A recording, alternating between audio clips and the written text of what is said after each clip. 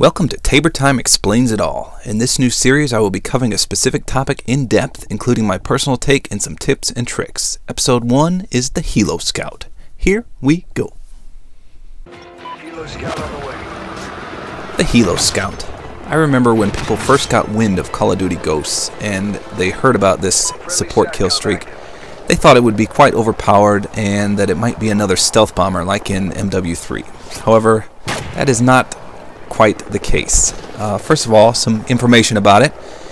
It is in the support Killstreak. It requires 13 non-consecutive, meaning you do not have to get them all in one life, kills, or with hardline it is knocked down to 12, so not that hard to obtain. It arms you with a high-powered, low-recoil Lynx sniper and puts you in direct control of a hovering helicopter that you can guide around the battlefield airspace to locate and pick off targets below. It lasts for approximately 45 seconds, and while it is in the air, you can turn the chopper or move it around the map as needed to locate enemies below. The controls are somewhat similar to the Assault Killstreak's counterpart, the Helo Pilot, in that they're a little bulky and hard to control. There's one huge difference between the two, however, and that is the Helo Pilot offers you an orange glowing box around your targets, and the Helo Scout does not. So while the Helo Scout is easier to obtain, it is much harder to find and locate your enemies. The sniper rifle that the Helo Scout gives you is the Lynx. Normally, the Lynx can hold 8 bullets. However, while you're in the Helo Scout, you only get 4 bullets. I'm not quite sure the reasoning behind that, but it definitely limits your potential up in the Scout. The player also gains a ballistic vest while up in the helicopter. However, a sniper from below can still kill you in one shot to the head. And you're also very vulnerable to ground fire as well as enemy rockets, which can take you down easily. Speaking of ground fire, if the enemies below have armor-piercing rounds, then consider yourself doomed. Those things can tear through the helicopter and yourself instantly. Another difference between the Helo Scout and the Helo Pilot is that the Helo Pilot lasts for 60 seconds, and as I mentioned earlier, the Helo Scout only lasts 45 seconds. They should be similar in duration, and I'm not quite sure what the reasoning behind this was either. So one last bit of information before we get to the fun stuff. If the player is using any of the Juggernaut armor when activating the Helo Scout, you will retain it while in the helicopter. So clearly this makes the player much harder to kill by small arms fire from the ground.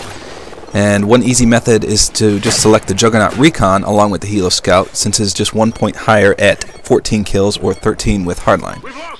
So with most of the details about the streak itself out of the way, let's get to some tips and tidbits. I'll have some clips on the screen as I am discussing these, so hopefully they'll make for some good visual representation here. First of all, the biggest downfall, in my opinion, of the Helo Scout is the lack of identification of targets. It's not like the Helo Pilot, in which you get those big glowing orange boxes. Instead, you're left on your own to find your targets. The best and easiest counter to this is to use the Oracle, which is just 1 point higher than the Helo Scout at 14 kills. So using the Oracle, as you can see on the screen, every 10 seconds the enemy team is highlighted for 1.5 seconds. So that will at least give you 4 sweeps while you're up in the Helo Scout.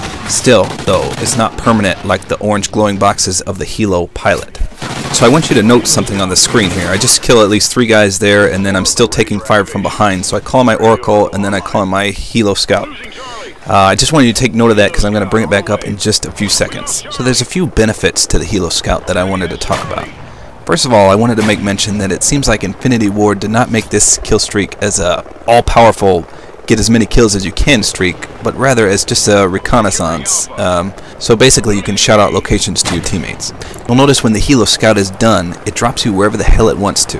This could be good or bad. In this particular case, bad.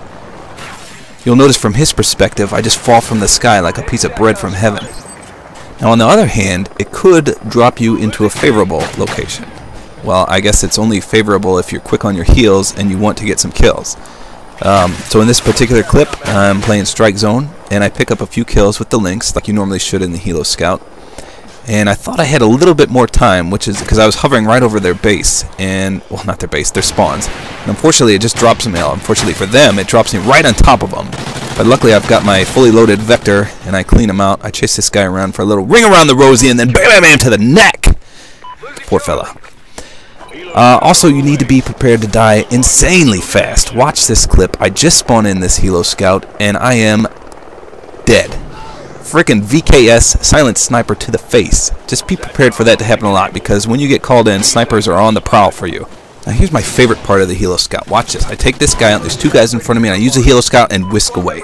Now watch on the bottom screen from a bot's perspective. I shoot, draw fire, and vanish. Now watch this bot come up to my second player and be like, what the fuck? Did you just see that? Where the fuck did he go? Now I'll play it again in slow motion here. Watch the bottom screen. Fire, draw fire, and then I fucking David Blaine it. BAM! Gone. Awesome. Now a lot of people tell me they do not run this streak because of the hit markers you receive as well as the bad hit detection. Now you'll just see there I shot that guy 3 times, and this is with the Lynx, one of the strongest snipers, and it looked like above the waist even, and he didn't die.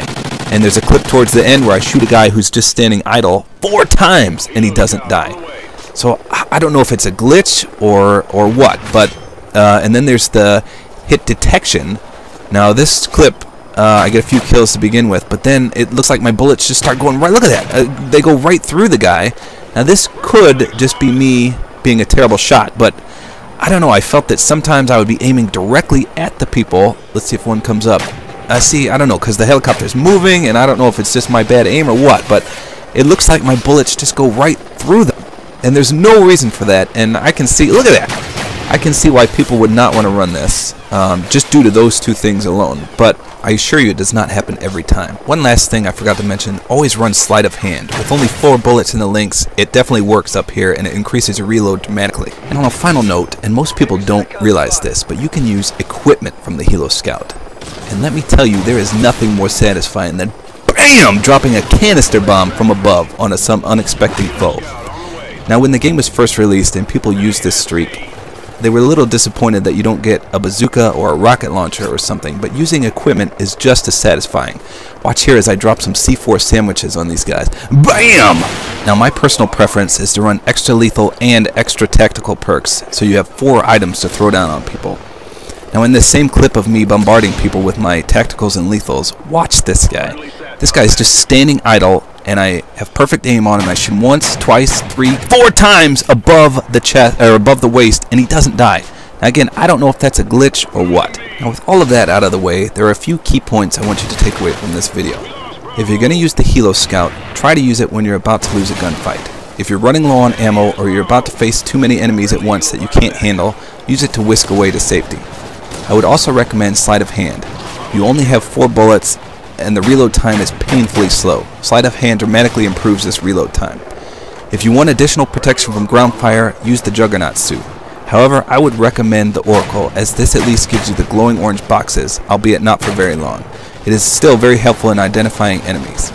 Next, use the extra lethal and extra tactical perks to give you 4 extra chances to kill people. Be wary of where the helicopter lands you, as more often than not it'll put you directly in the enemy spawn. If you're quick on your heels, you'll be able to pick up a lot of kills upon landing. My best advice to you is to just be patient, and the kills will definitely come.